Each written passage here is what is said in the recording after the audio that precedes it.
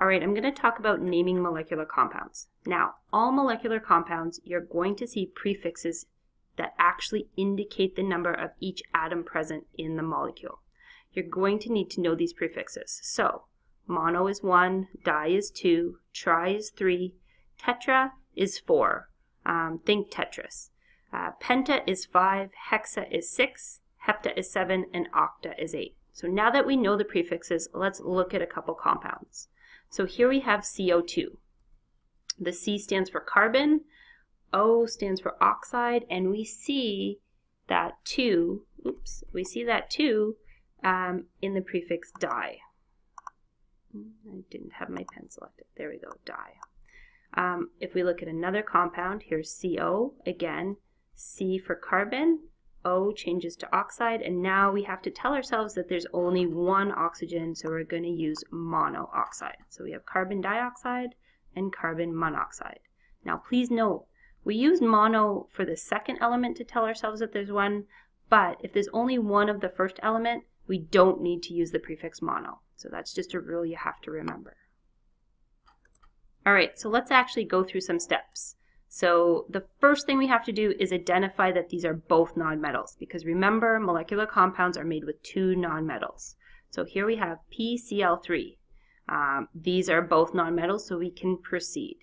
The next thing we're going to do is write the name of the first element, and we're going to add any appropriate prefixes to show us that number. Now in this case, P, there's only one of them, and remember that note, if there's only one of the first element, we don't need to add the prefix mono, so we're just going to write it as phosphorus. The next thing we're going to do is look at that second element. In this case, it's chlorine. We're going to change that ending to chloride, and again, we need to add the prefix for chlorine. Because there's 3 chlorine atoms in this molecule, we're going to add the prefix tri to chloride. So this compound's name would be phosphorus trichloride. So let's do a couple examples just to make sure we got the hang of it. Here we see C4Cl2. That's tetracarbon dichloride, showing that we have 4 carbons and 2 chlorines. And then here's another one, P3S. So that's 3. So triphosphorus, 1 sulfur, so triphosphorus monosulfide. So now let's look how to write molecular formulas. If we're given a name, what do we do to come up with the formula? Well, it's important to remember that that prefix actually indicates the number of atoms. This isn't like ionic compounds. There's no movement, there's no cross and drop method. It's actually the prefix goes with the element. So if we see a compound like dichlorine monoxide, again, step number 1, really important, identify that they're both nonmetals.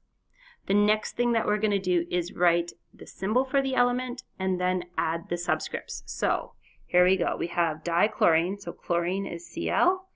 Di means 2, so there's 2 chlorines in this molecule. The next thing is oxide, so that was oxygen. Mono means 1, so we're just going to leave that. So dichlorine monoxide would be Cl2O. All right, so let's do a couple more examples. Here we have diphosphorus, so P2, pentaoxide, so O5. And then the second example, dinitrogen, N2, tetraoxide, O4. Now please note, you might want to feel like you need to put this into lowest terms, but do not. These are not ionic compounds. The prefix tells you exactly what the number is, and if you change this to lowest terms, it's no longer going to be dinitrogen tetraoxide. It's going to form something completely different.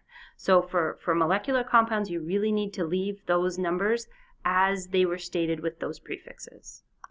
Now I want to talk about a couple special compounds, dinitrogen monoxide or nitrogen trihydride.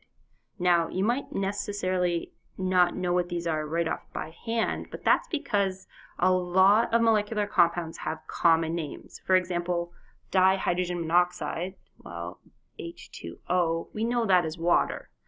Nitrogen trihydride you might not know, but it's actually ammonia, a cleaning product. So many molecular compounds have these common names because we have used them so often over many centuries. So there's 4 special, or well, 4 common molecular compounds I'm going to want you to remember the common names for. Those include water and ammonia, as shown above, and nitric oxide, NO, and hydrogen sulfide, H2S. So these ones you just have to remember the formula and the name for these common molecular compounds. Okay, lastly, I want to talk about diatomic molecules. Now, a diatomic molecule is a special molecule made up of only 2 atoms, diatomic, and those are joined together with a covalent bond. So they are molecular compounds. An example of this being nitrogen and oxygen, so nitrous oxide, NO, which is an air pollutant.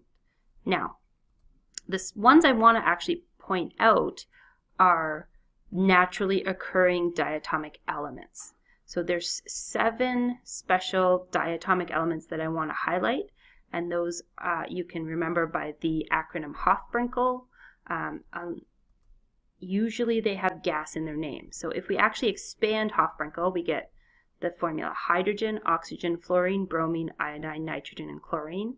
And we can see that they like to be diatomic. So if you ever see hydrogen or hydrogen gas, you're going to need to recognize that this is one of those magic 7 elements that form a diatomic bond or a diatomic molecule, meaning that they're going to bond with a friend, with themselves. So these are the magic 7. So hydrogen, oxygen gas, fluorine gas, bromine gas, iodine gas, nitrogen gas, and chlorine gas.